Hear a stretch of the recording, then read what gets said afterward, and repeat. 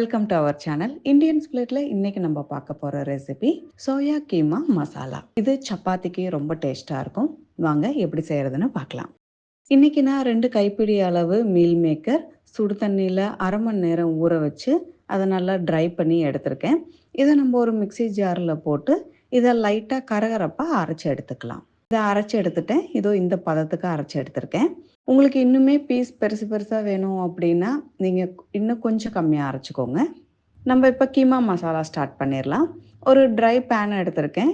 Pan நல்லா ஹீட்டான உடனே 2 table spoon oil சேர்த்துக்கிறேன். ஆயில் நல்லா சூடாகட்டும். ஆயில் நல்லா ஹீட்டான உடனே ஒரு பே லீஃப், ஒரு பட்டை, 5 கிராம், 2 ஏலக்காய், 1.5 ஸ்பூன் சோம்பு சேர்த்துக்கிறேன். சோம்பு நல்லா பொரிஞ்சு வரட்டும். ஏன்னா இதுதான் நல்லா வாசனை கொடுக்கும் நம்மளுக்கு இந்த கீமா மசாலாக்கு.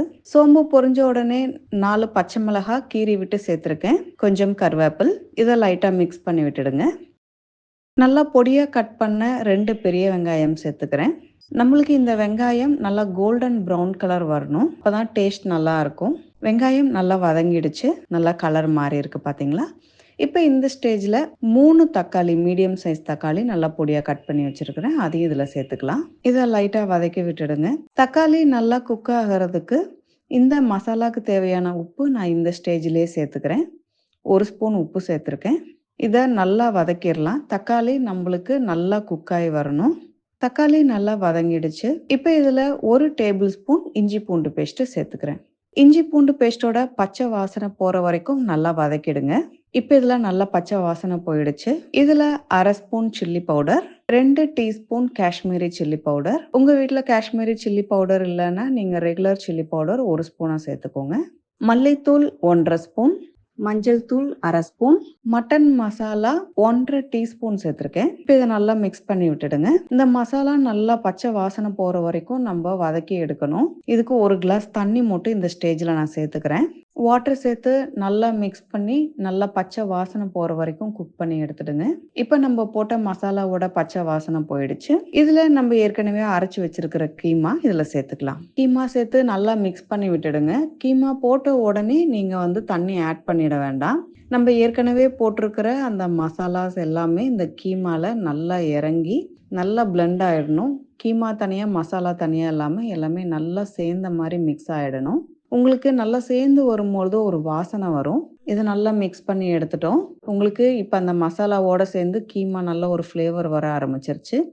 இந்த ஸ்டேஜில் 1.5 கிளாஸ் தண்ணி சேர்த்துக்கிறேன். இப்போ இதை நல்லா மிக்ஸ் பண்ணி விட்டுடுங்க. இது நம்ம ஒரு 15 நிமிஷம் குக் பண்ணி எடுக்கணும். நம்ம இப்போ மூடி போட்டு மூடி வச்சிடலாம். 10 நிமிஷம் ஆயிருக்கு. நான் இந்த கீமா மசாலா ஒரு டைம் மிக்ஸ் பண்ணி விட்டுறேன்.